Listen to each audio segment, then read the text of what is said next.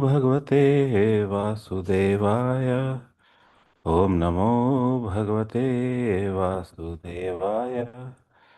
नारायणं नमस्कृत्य नरं चैव नरोत्तमं देवीं सरस्वतीं व्यासं ततो जयमुदीरयेत्।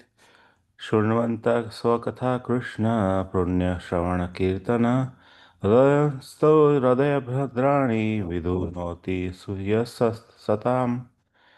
नष्टप्रायेषु अभद्रेषु नित्यं भागवत सेवया भगवत्युत्तमश्लोके भक्तिर्भवति नैष्ठकी.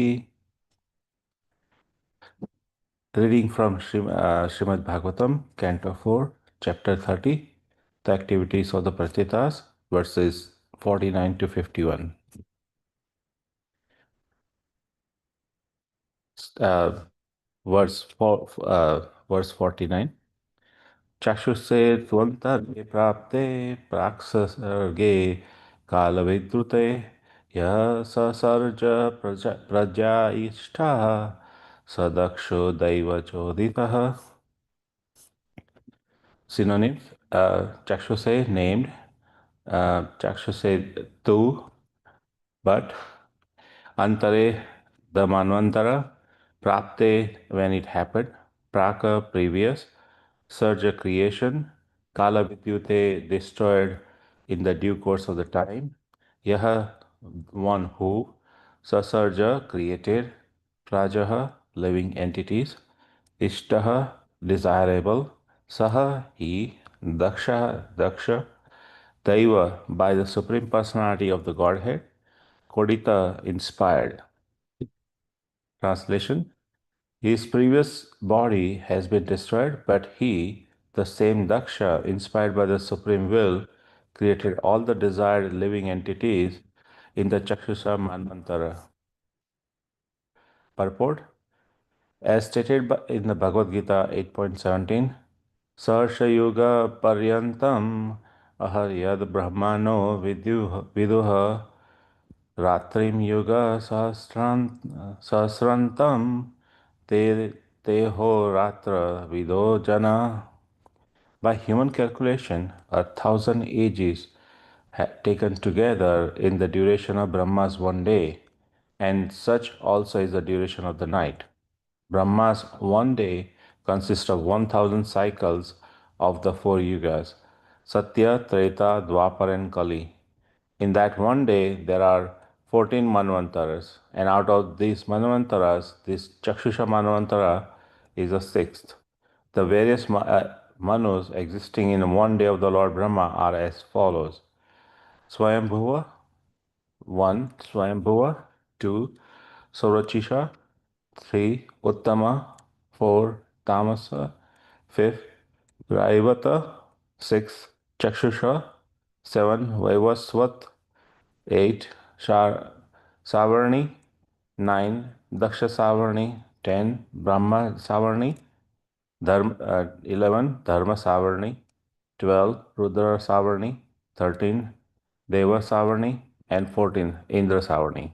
Thus, there are 14 Manos in one day of the Brahma. In a year, there are 5,040 Manus. In a year, there are 5,040 Manus. Brahma has to live for 100 years. Consequently, a total of Manus appearing and disappearing during the life of one Brahma is 504,000.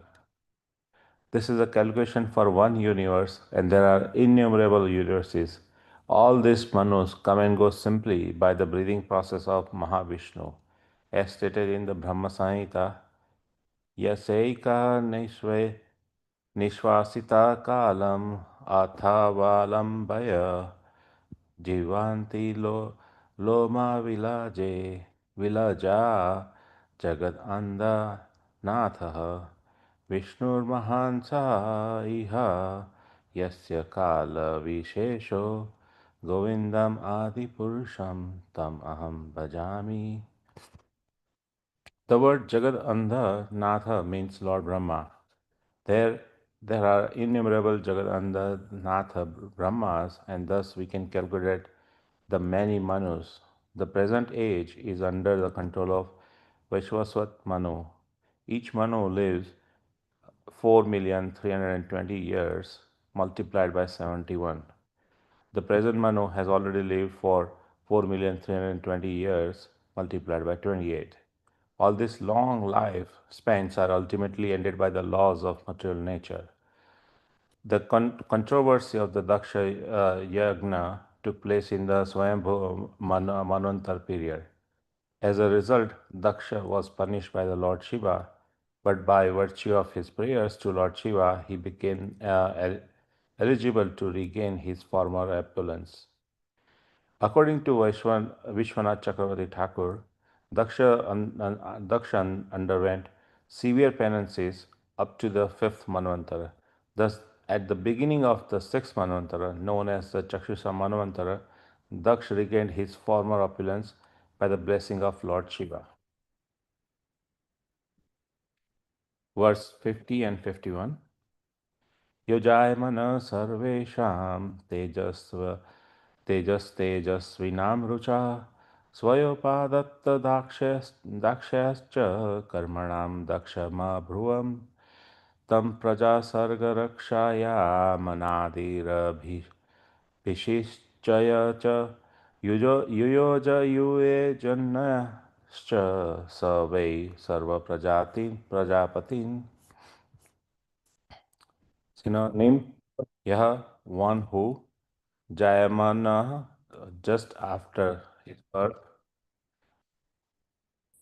just after his birth, Sarvesham of all, Teja, the brilliance, Tejasvinam, brilliant, Rucha, by effulgence, Swaya, he is, Upadatta, covered, Dakshashyat, from the beginning, from being expert, Cha, and Karmanam, in fruitive activities, Daksham, Daksha, Abruvan was called Tam, him, Praja, living being, Sarga, generating, Rakshayam, in the matter of maintaining, Anandita, the firstborn, Lord Brahma, Ahishyachya, Ahishishchaya, has having appointed, Cha also, Yuyoja, engaged, Yuyoje, engaged,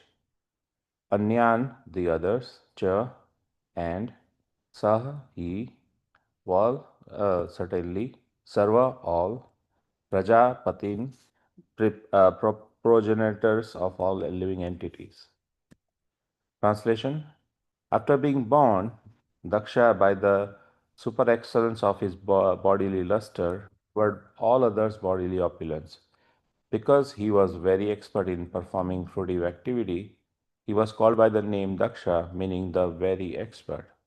Lord Brahma therefore engaged Daksha in the work of generating living entities and maintaining them. In due course of the time, Daksha also engaged other Prajapatis, progenitors, in the process of generation and maintenance. Purport. The Daksha became almost as powerful as Lord Brahma. Consequently, Lord Brahma engaged him in generating population. Daksha was also influential and opulent. In his own turn, Daksha engaged other Prajapatis headed by Marichi. In this way, the population of the universe was increased. Thus, the end of Bhaktivedanta purport of the fourth canto, 13th chapter of Srimad Bhagavatam, entitled The Activities of the Prachitas. Om Namo Vishnupadaya Krishna Prishthaya Bhutale Srimate Bhaktivedanta Swami Niti Namine Namaste Saraswati Deve Gauravani Pracharine Nirvishesha Shunyavadi Pashyantya Deshatarine Jai Sri Krishna Chaitanya Prabhu Nityananda Shri Advait Gadadhar Shivasadi Gaur Bhaktavinda हे कृष्ण करुणा सिंधु दीनबंधु जगतपते गोपेश गोपिकान्त राधाकान्त नमोस्तुते अज्ञानतिमिरान्धस्य ज्ञानाञ्जनशलाकया चक्षुरुन्मिलितं येन तस्मै श्रीगुरुवे नमः I would like to seek the blessing of all from all the assembled Vaishnavas and thank you for giving me an opportunity to purify myself. Please forgive me for any shortcomings. Today I'm summarizing the verse 49, 50, and 51, which are the ending verses of chapter 30. Srila Prabhupada gave detailed purports for those verses and explaining that the vast time scale of Brahma's day and many manus and manvantaras to show how small one life is and how great Supreme Lord is. How Daksha, through punished earlier for his offenses to Shiva, again empowered by the Lord to generate a population, illustrating the rectification and reinstatement in the service.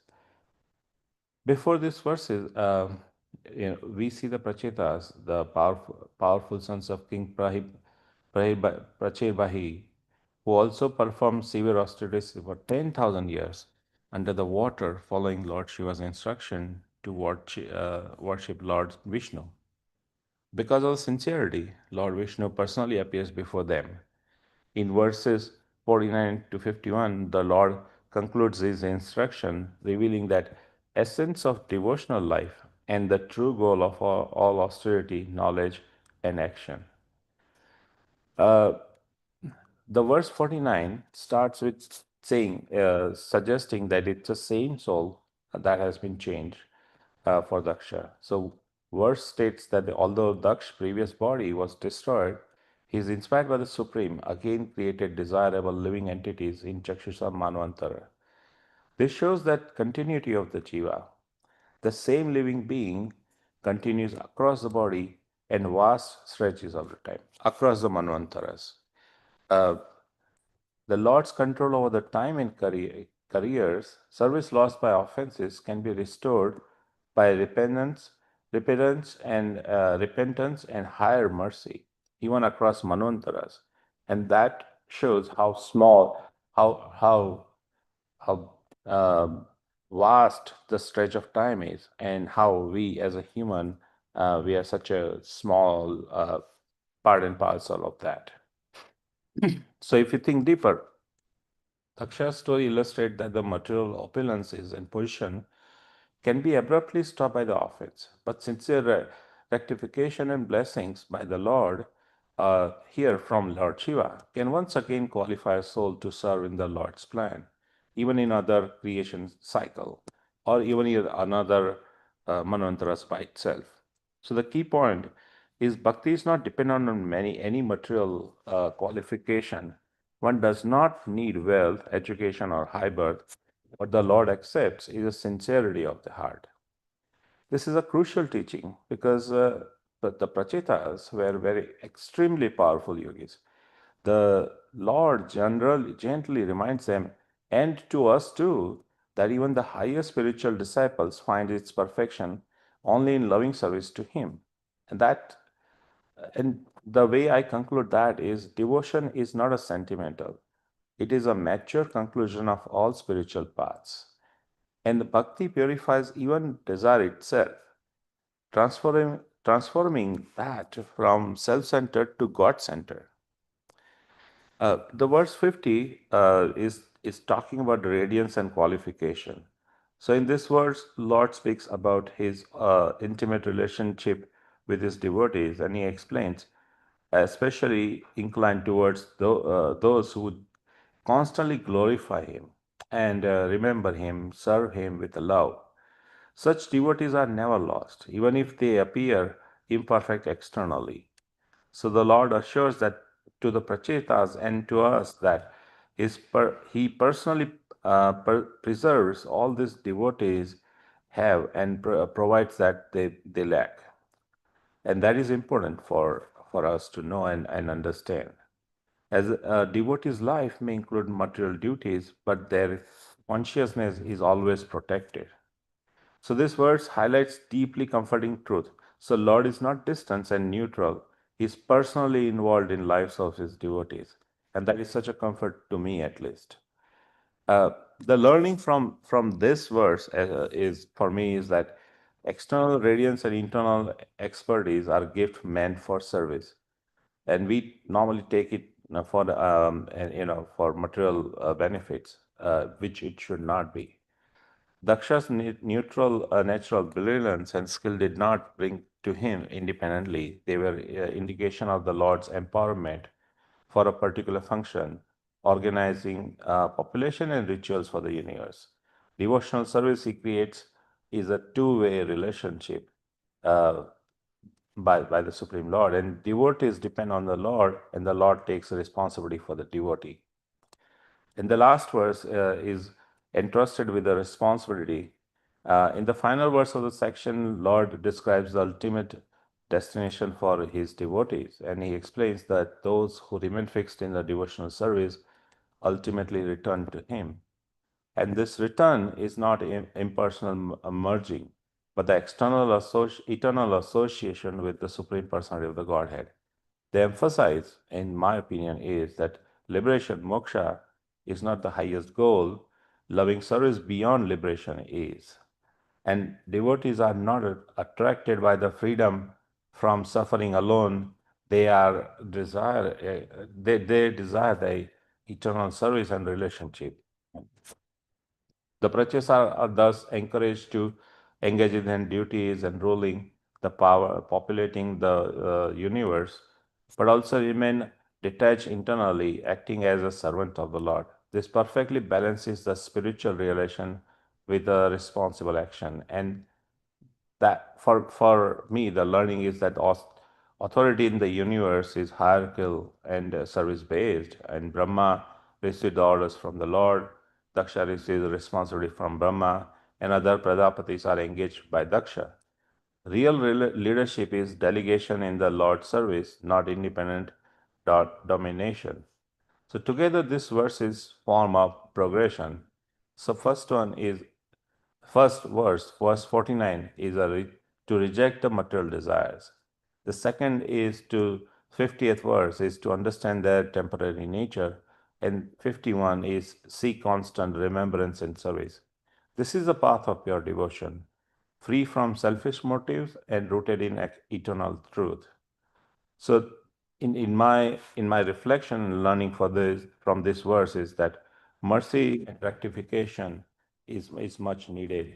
Daksha's devotion and later reinstatement show that even a grave offender can be forgiven and even entrusted with a major service if rectifies himself and receives saintly blessings. So the, the purport notes that the spans of Brahma days, with many manvantaras and hundreds of thousands of Manu, all within one universe and innumerable universe breathing within Mahavishnu, this underlines how insignificant one's life or the portion is, and how significant pure service is to the Lord, Supreme Lord. Daksha previously misused his position by pride, but there are text highlights that his qualification and Brahma's trust imply that empowered position must be handled with humility and remembrance of the supreme source of the power. Like Prachetas, we may be engaged in work, family, or responsibility, but the Lord teaches us that the devotion can remain neutral. That is very important to learning for me from these verses. Bhakti does not require us to abandon the world, it requires us to change our consciousness. And Lord's final message here is one of a hope, reassurance, and intimacy. And as Chaitanya Charitamrita Madhya Leela 22.35 says, Bhukti Mukti Siddhi Kami Sakali Ashanta Krishna Bhakta Nishkama Ataeva Shanta, meaning those desiring material enjoyment, liberation, or mystic powers are restless. But devotee of Krishna who desires nothing else is peaceful. And, the, and with that, I'll conclude my summary today. Vanchakalpatarubhyascha kripa sindhubhya evacha patitanam pavanebhyo vaishnavebhyo